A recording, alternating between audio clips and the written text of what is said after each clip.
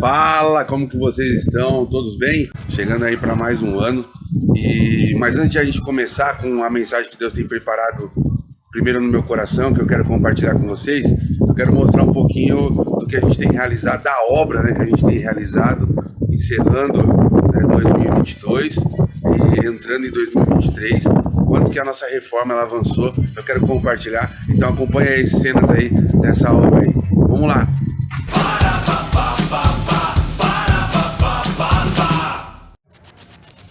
Aqui a gente está na construção, então tem muito bloco aqui ainda, descendo por aqui no corredor. Vamos chegar lá na parte nova da obra. Daqui a pouco eu tô com a escada pronta aqui para me subir. Olha a altura que ficou. Vamos descendo. Aqui nessa primeira parte aqui é a nossa área de confraternização, que ficou aqui, com um espaço muito bacana para vocês acompanharem aqui. A gente ainda tem uma área livre de gramado, que agora está um pouco bagunçada, mas vai ficar legalzinha, certo? E aqui ficou a nossa arinha de confraternização. São 49 metros quadrados, né? É uma área bem legal, um espaço bem bacana aí pra gente fazer as coisas aqui, vai ser bem legal, certo? Vou mostrar pra vocês aqui pela parte de trás. Parte de trás ainda bagunçada, a nossa área de confraternização, e lá em cima o espaço novo, né, que vai ser a extensão do salão de culto. Então lá em cima a gente também tem então mais uma área de 49 metros quadrados, que vai ser a extensão do nosso salão.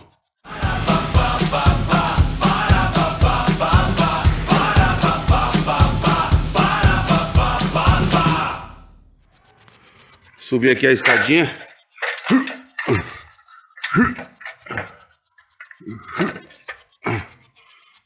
E aqui a gente está na parte de cima. Deixa eu desligar aqui para não acontecer um acidente aqui. Então, só para vocês entenderem, aqui a gente tem também mais 49 metros quadrados na parte de cima, certo? Essa é a parte nova construída. E essa parede cinza aqui a gente vai quebrar ela. Quebrando ela, a gente então estende o nosso salão de culto até essa parede final. Então a gente vai ganhar mais 49 metros quadrados aí de área. O salão vai ficar consideravelmente num tamanho legal. E é isso, gente. Vamos aumentar mais um pouquinho também e fazer a cobertura aqui nova com forro de gesso. Vai ficar bem bacana. Estejam sempre em oração aí por essa obra aí, tá bom? Coloca diante de Deus aí em suas orações. Um abraço.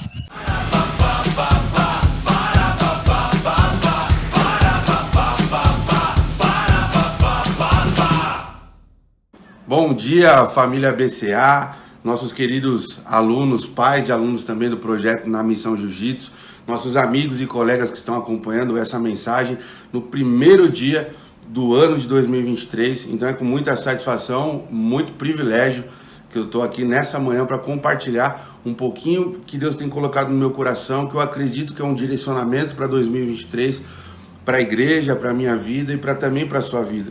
Eu quero agradecer porque você ficou comigo até aqui e a gente pôde acompanhar um pouco da evolução da obra, né? Foi muito legal ver a evolução da obra, né? O quanto está avançando. Então também coloque isso nos seus propósitos de oração, para que Deus nos ajude a avançar e executar e terminar, fazendo tudo segundo a sua vontade, porque nós entendemos que Deus ele é um Deus que supre, né, todas as coisas. Antes de começar qualquer coisa, eu quero convidar você para, junto comigo, nós orarmos, pedimos para o Senhor, para que o Senhor venha abençoar esse ano, para que o Senhor venha colocar a mão nas nossas vidas, na vida da nossa família nesse ano, e que esse ano seja um ano de consagração, um ano de realmente, assim como o título dessa mensagem diz, né, um ano para a gente sair das sombras, né, para que a luz do Evangelho possa resplandecer em meio à nossa vida. Então eu quero convidar você agora, nesse momento, a se conectar com Deus. Onde você estiver aí, feche seus olhos, esteja comigo em oração. Vamos entregar esse dia, o primeiro dia do ano, para o nosso Deus, para o Senhor Jesus cuidar, não só do primeiro dia, mas também desses outros 364 que virão. Vamos orar. Querido Deus, eu agradeço, Pai, o Senhor, porque o Senhor nos conduziu até aqui, mesmo depois da pandemia, e agora nesse novo tempo, Pai, nesse 2023, com tantas mudanças no mundo, no nosso país, na área da política, enfim. Que o Senhor venha nos guardar, Pai, que o Senhor venha nos direcionar. O seu povo, Pai, é um povo guerreiro, Pai, é um povo trabalhador, é um povo que tem muita fé, Deus. Então que nós possamos depositar a nossa confiança em quem merece, Pai. E quem merece a nossa confiança, merece, Pai, toda a nossa fé, é o Senhor, é o seu Filho Jesus, Pai. Abençoa, Pai, todas as famílias que aqui estão representadas, que seja um tempo de bênção nesse ano e que o Senhor nos guarde, Pai, de todo mal e faça, Pai, assim como na oração do Pai Nosso que o Senhor nos ensinou que nós iremos ter proteção, nós iremos ter pão e nós iremos ter bastante perdão, Deus. Perdão para a vida dos outros, por meio da nossa vida, e o perdão maior que é o Senhor Jesus nos ofereceu na cruz do Calvário, Deus. Obrigado por isso, Deus. Abençoa, Pai, esse nosso primeiro dia, e abençoa 2023. Nós te pedimos em nome do seu Filho amado Jesus. Amém e amém. Galera, como eu disse antes, nós iremos falar sobre esse tema específico nesse título, né? A ideia de nós sairmos da sombra para resplandecer o Evangelho.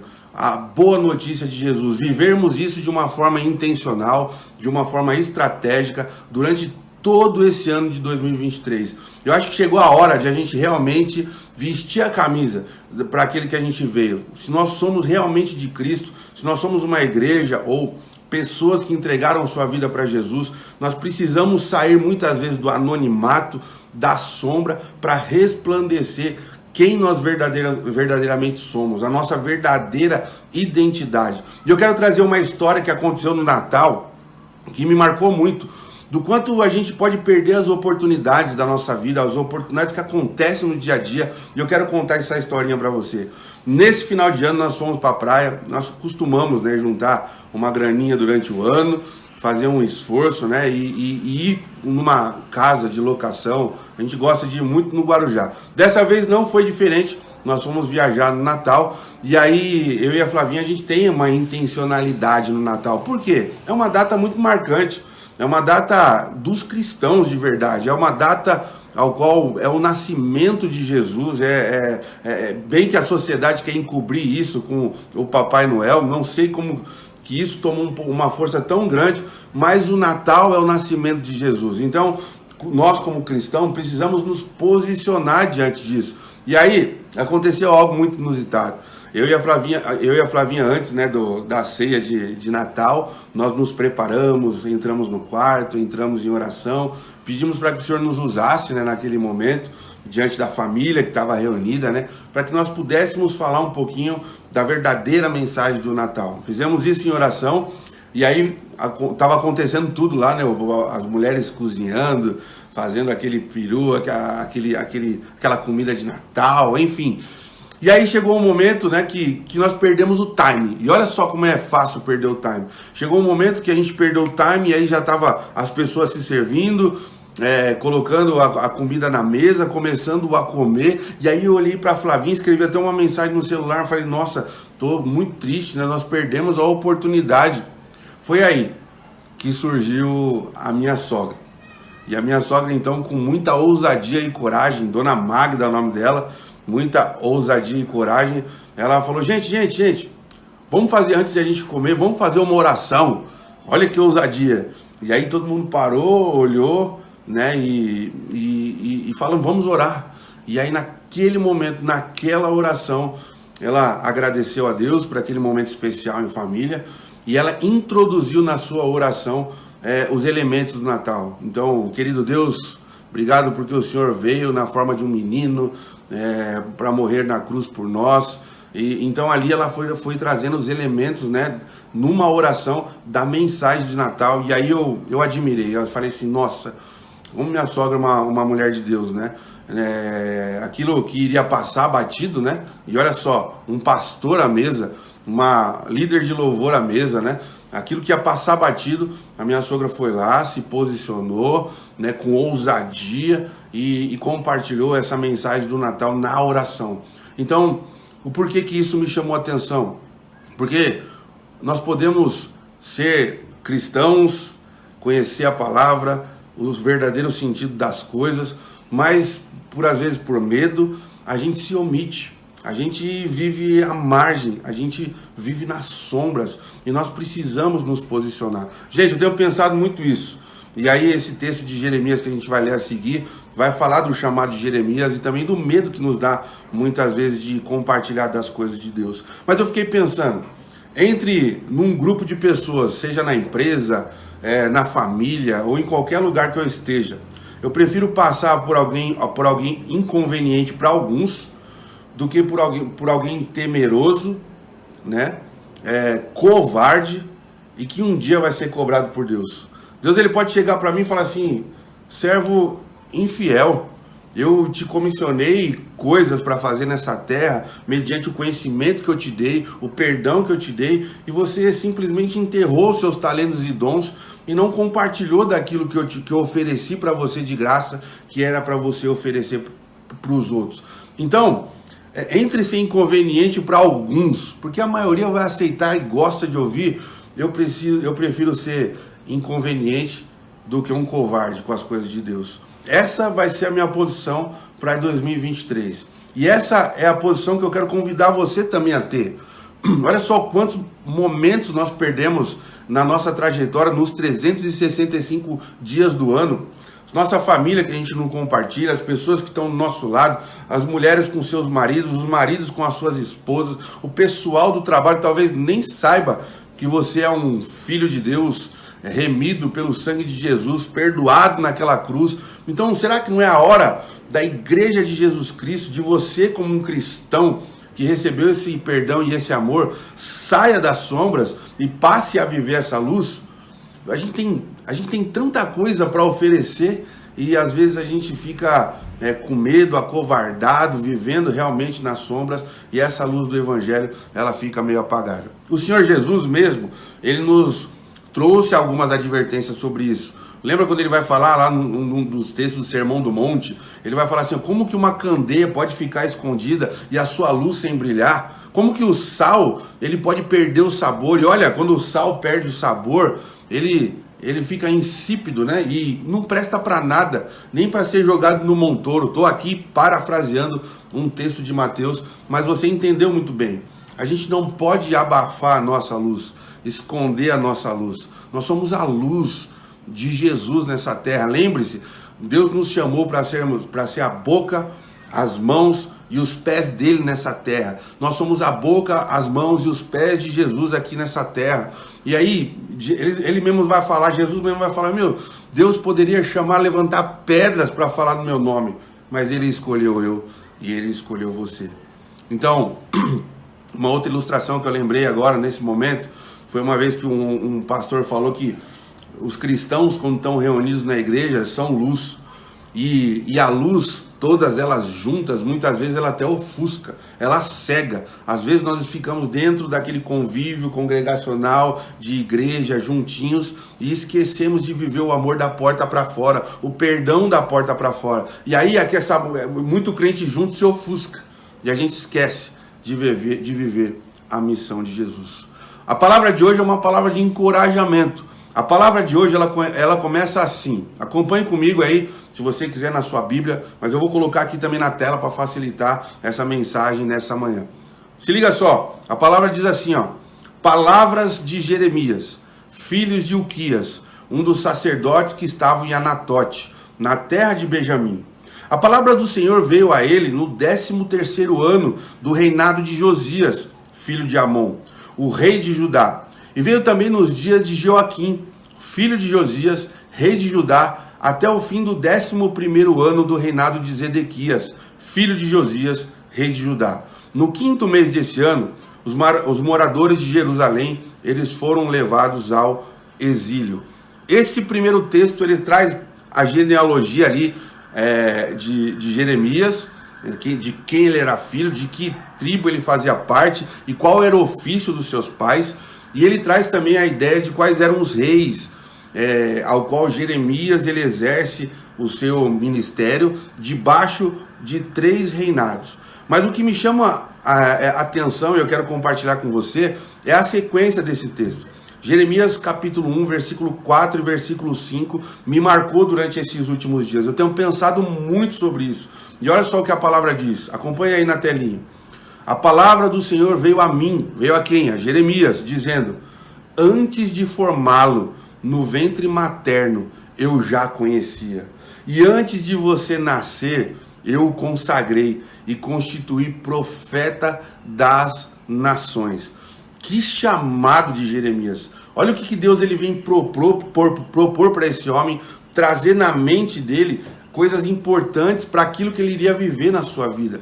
E, gente, esse chamado aqui, é óbvio que ele é um chamado específico para um homem, num tempo específico, por uma geração específica, por uma nação específica, que era o povo de Israel, ali na tribo de Judá. Esse chamado é um chamado específico para Jeremias. Mas o que a gente pode trazer para a nossa vida, e a Bíblia ela nos ensina muito isso, é trabalhar com princípios. Então, princípios que a gente vai ver nesse texto, eles servem para a minha vida e para a sua vida. Por isso que alguns pregadores falam assim, olha, troca aí o nome de Jeremias pelo seu nome. E isso é aplicar princípios de um chamado individual para a vida de alguém que ia ser comissionado para um ministério específico, num tempo específico e para um público específico, para a nossa própria vida. Então se apropria principalmente de questões como essa. Olha o que a palavra de Deus diz. Antes de formá-lo no ventre materno, eu conhecia. Isso serve para Jeremias e serve também para nós. A gente olha para as escrituras, no Salmo, por exemplo, 139, no versículo 13, Davi ele vai ter a mesma sensação. E ele diz assim, ó, tu formaste no interior, o meu interior, e me teceste no ventre da minha mãe. Então aqui é a ideia do que aconteceu para Jeremias, aconteceu para Davi e acontece também para nós. Nós não somos um erro de percurso na vida dos nossos pais.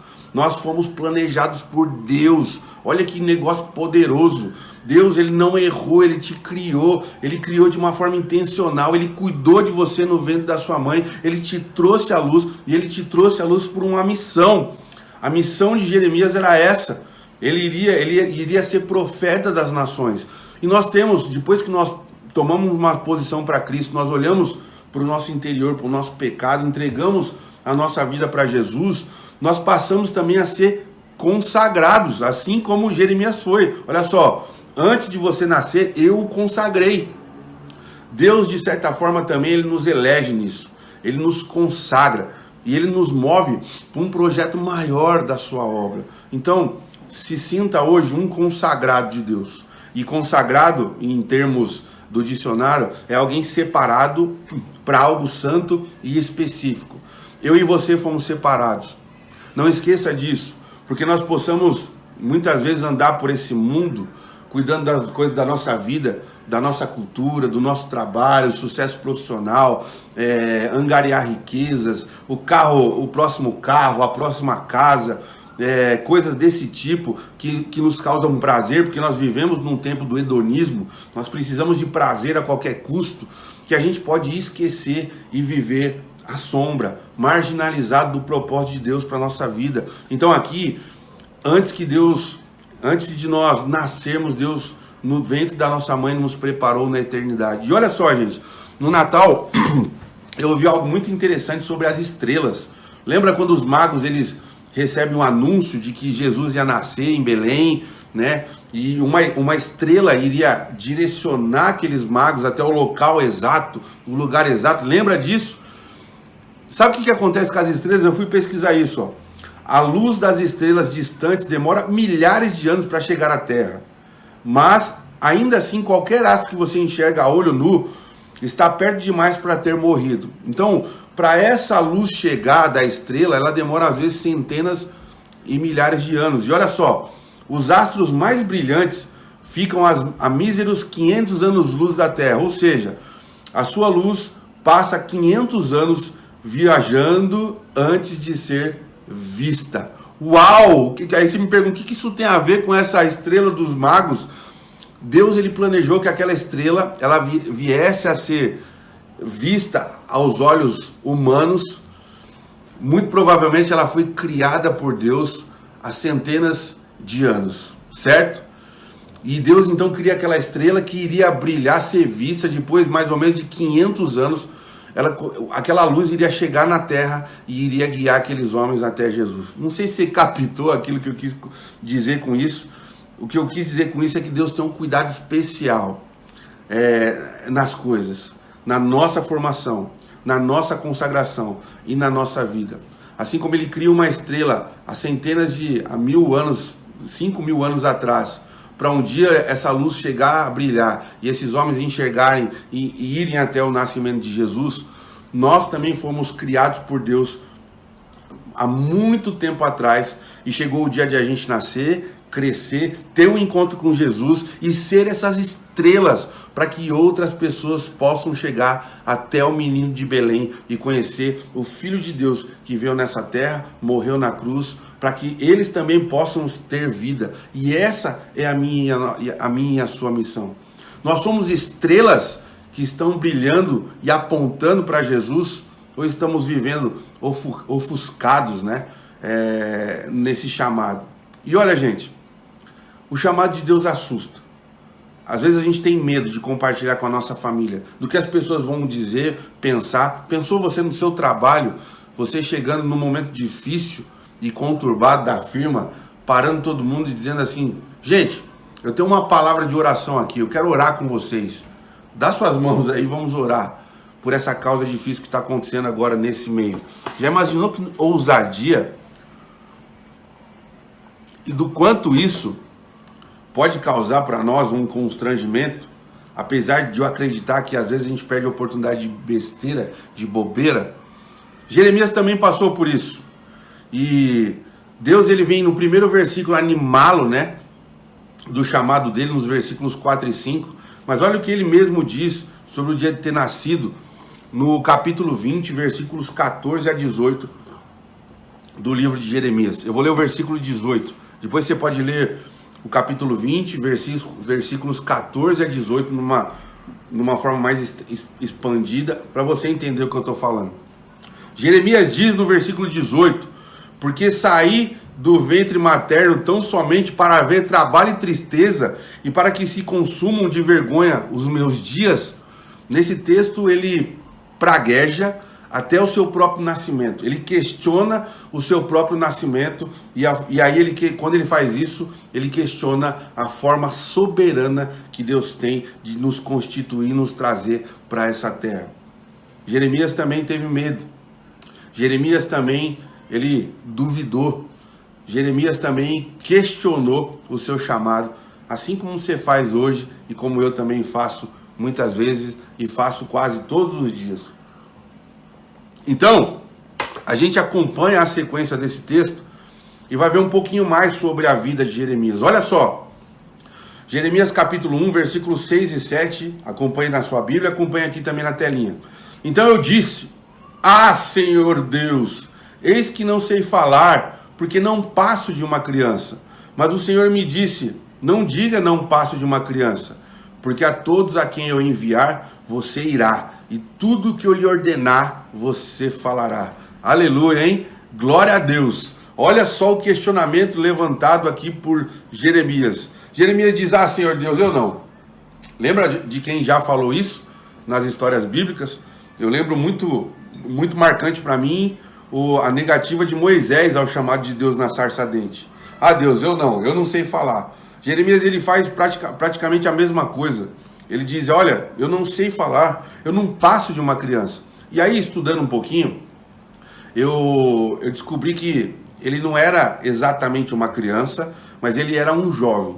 Muito provavelmente, Jeremias, nesse contexto, ele tinha numa faixa de 20 anos de idade. E ele então é chamado para Deus para ser um profeta. E aqui tem uma coisa muito interessante. Lembra que Jeremias, ele nasce de uma dinastia de sacerdote. Ele é filho de Uquias, sacerdote numa terra. E olha só, Jeremias muito provavelmente ele está se preparando para o ofício. Ele está se preparando para um dia assumir o posto do pai. Ele está se preparando para um dia ser um sacerdote do povo ali de Judá. E é muito interessante que então ele se prepara para isso, ele provavelmente está se preparando para isso, isso é uma hipótese, e ele é chamado então para ser um profeta. Então aqui a gente tem um homem que vê e vê na sua vida que provavelmente ele seria um sacerdote, mas Deus agora quer chamar e o levantar como um profeta. Sacerdote versus profeta. Qual é a diferença dos dois cargos? Sacerdote, ele tem as suas obrigações de sacerdote que são muito previsíveis, né? Praticamente todas as tarefas que eles deveriam realizar encontravam-se descritas na lei. Quando Deus chama o sacerdócio, né? Chama uma pessoa de sacerdote, ele de antemão já prepara e já deixa tudo relatado, muito escrito ali em Deuteronômio, entre outros livros ali do Pentateuco. Portanto, tudo que o sacerdote precisa fazer era muitas vezes seguir as instruções.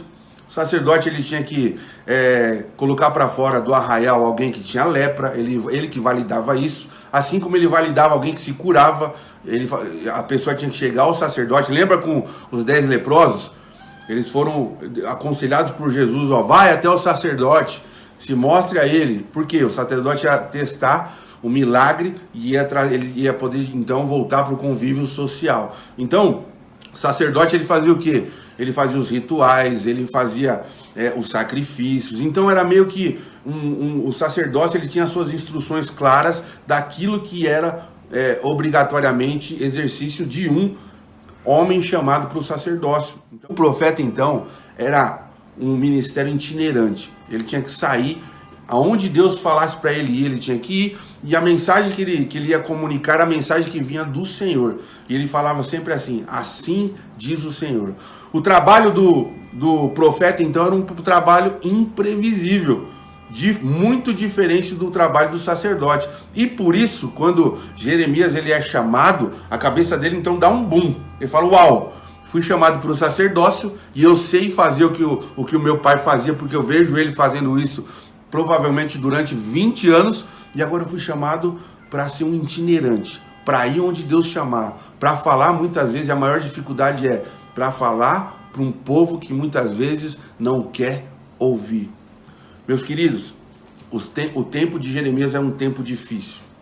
Os reis que antecederam Josias, que foi um rei bom ali em Judá, foram Manassés, o pior rei da história, seguido pelo seu filho Amon, um rei péssimo também.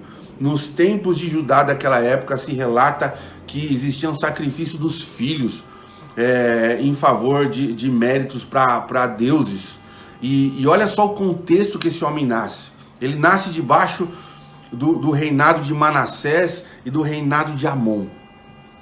E a vida naquele contexto é difícil. O povo tem o seu coração endurecido, a sua servidura para servir o seu Deus. E Jeremias é chamado então para atuar frente a esse ministério. Os nossos dias, meu irmão, no nosso chamado, nós vivemos dias difíceis. Nós vivemos momentos críticos da nossa sociedade. O coração de muitos hoje também estão duro. As pessoas querem viver uma fé mística, uma fé que flerta com o pecado, uma fé que não tem um compromisso com o Senhor. E a gente vive nesses tempos difíceis, onde as pessoas querem desfrutar do prazer de uma forma mais intensa, e a gente vê isso acontecendo até na própria igreja. Pessoas que atropelam os princípios de Deus acerca de vários temas. E esses são os nossos dias. Esses são os dias dos profetas de hoje. Dias difíceis, assim como era também para Jeremias. Mas olha só, Deus ele encoraja Jeremias. E ele encoraja você também a ficar firme e a proclamar a sua mensagem. Jeremias, ele hesitou a olhar para o trabalho diante de si. Ele falou, tempos são difíceis, o povo tem um coração duro, as coisas não são fáceis. E ele começou a olhar para a perversidade ao seu redor, olhar para suas próprias fraquezas, né? Lembra? Ele começa a se avaliar, e ele se convenceu de que ele não era o homem certo para o desafio. Essa não é a sensação que você tem muitas vezes? Você, mulher de Deus, você, homem de Deus, às vezes você não se sente meio inadequado quando se trata de servir ao Senhor, né, proclamando nessa intensidade. Em certo sentido, ninguém é absolutamente adequado. E olha só o que o apóstolo Paulo ele diz sobre isso. Ele diz assim, ó, Não que por nós mesmos sejamos capazes de pensar alguma coisa, como se partisse de nós. Pelo contrário, a nossa capacidade ela vem de Deus, o qual nos capacitou para sermos ministros de uma nova aliança, não da letra, mas do Espírito, porque a letra mata, mas o Espírito vivifica. O apóstolo Paulo está dizendo assim, se dependesse de nós, nós não teríamos capacidade nenhuma de proclamar, de viver o ministério de Deus para a nossa vida. Mas porque nós fazemos isso, ao qual Deus nos capacitou para sermos ministros. Então, a mesma capacitação que foi dada para Jeremias ali, Deus o formando diante do ventre materno, desde antes disso, a mesma capacidade que foi dada para ele ali, é a mesma capacidade que é dada para nós que fomos chamados para servir a Deus. Deus, ele te capacita, meu irmão. Deus, ele te encoraja nessa manhã para você viver um 2023 longe das sombras, mas resplandecendo o evangelho da luz. Deus, ele não está cometendo um engano quando nos chama. E se hesitarmos ou recusarmos a obedecer, agimos com base na incredulidade e não na fé. Eu vou repetir essa frase, que essa frase aqui ela me marcou. Deus, ele não está cometendo um engano quando nos chama. Quando ele chamou Jeremias, ele não cometeu um engano. Quando ele chamou Isaías, quando Deus ele toca aquela brasa viva na boca dele, quando Isaías ele se coloca diante da visão de Deus, ele coloca a sua cabeça ao chão e ele fala: ó Deus, agora eu vou morrer porque eu sou pecador. Talvez o seu chamado hoje, a sua sensação é como você fosse como Isaías. E é assim que muitas vezes nós nos sentimos. Mas aqui essa frase de Deus não está cometendo um erro quando ele te chama, meu irmão. Mas só se nós hesitarmos ou recusarmos a obedecer, nós agimos com base na incredulidade e não com base na fé. Pense nisso. Pense nesse chamado de Jeremias e aplique os princípios desse chamado para a sua vida. Olha só agora a promessa maravilhosa que ele recebe, capítulo 1, versículo 8. Olha só. Não tenha medo de ninguém, porque eu estou com você para livrá-lo, diz o Senhor. Oh, glória! Não tenha medo de ninguém, porque eu estou com você para livrá-lo, e assim diz o Senhor. É palavra do Senhor. Não tenha medo, tenha ousadia. Eu vou te livrar. Vai com fé, proclama a minha palavra, porque eu serei contigo. Esse é um princípio que nos acompanha, porque a gente vê esse princípio, não tenha medo, não tenha medo, não tenha medo, por toda a Bíblia. Esse princípio é aplicado por toda a Bíblia, tanto no Antigo Testamento quanto no Novo Testamento. Então eu me aproprio dessa verdade para não ter medo de ninguém, porque nós estamos debaixo do nome poderoso de Jesus, debaixo do serviço de um Deus poderoso. Ele nos comissionou para servir nessa terra e nós não podemos ter medo de ninguém. Então lembre-se, do próximo momento em família, de você levantar lá no meio lá e falar assim: gente, estamos aqui em família, nós nunca fizemos isso, mas eu quero orar para agradecer o pão que Deus tem colocado na nossa mesa todos os dias com fidelidade. Vamos convidar ele para participar desse almoço? Pega na mão do seu marido, da sua esposa, da esposa do marido, dos filhos, do parente, vai lá e ora. As pessoas vão ver um sinal, elas vão ver uma luz brilhar. Olha, comece a fazer isso. Quando tiver alguma crise, alguma dificuldade, dentro das empresas às vezes acontece isso, né? Às vezes a gente compartilha de pessoas que estão doentes dentro da empresa, de funcionários. Essa é a hora, meu irmão, de você convocar Deus e deixar isso claro. Olha, vamos entregar isso para Deus, independente da sua religião, da sua crença. Quero te convidar aqui para fazer uma oração, para nós orarmos a Deus e sempre lembrando, em nome de Jesus, porque esse nome é um nome poderoso. Hebreus 13, 5, 6 diz: seja a vossa vida sem avareza, contentai-vos com as coisas que tendes, porque ele tem dito, olha a promessa aqui no Novo Testamento: de maneira alguma te deixarei, nunca jamais te abandonarei. Assim, afirmemos confiantemente: o Senhor é o meu auxílio, não temerei. O que me poderá fazer o homem? Irmãos, promessas maravilhosas. para nós termos uma ousadia diferente no Espírito de Deus em 2023. Coloque as coisas de Deus em primeiro lugar e o resto ele vai acrescentando. Isso é promessa dele. Viva com intensidade o chamado de Deus para a sua vida. Seja para servir aonde for, meu irmão. Faça isso com um coração voluntarioso ao Senhor. Isso agrada a Deus. E isso leva o reino de Deus adiante. Jeremias capítulo 1, 9, 10, estamos chegando aqui ao final. Diz assim: depois o Senhor estendeu a mão e tocou a minha boca. E o Senhor me disse: eis que ponho as minhas palavras na sua boca. Veja, hoje eu o constituo sobre as nações e sobre reinos, para arrancar e derrubar, para destruir e arruinar, e também para edificar e plantar. A primeira verdade que eu aprendo aqui, que eu aplico um princípio para a minha vida, é que assim, o Senhor estendeu a mão e tocou na boca de Jeremias. E assim ele nos faz, quando ele coloca na nossa boca a sua palavra do seu livro vivo. O Senhor me disse: eis que põe as minhas palavras na sua boca. A gente entra aqui no âmbito, então, que a palavra do Senhor ela é poderosa, que a palavra do Senhor tem poder e ela precisa ser ouvida. Às vezes, gente, a gente tem um padrão de vida muito bacana, a gente é legalzinho, as pessoas olham e falam: nossa, como essa pessoa é educada, olha como ele ajuda as pessoas, olha como ele é solícito, né, para as questões da vida. Às vezes você é um cara assim.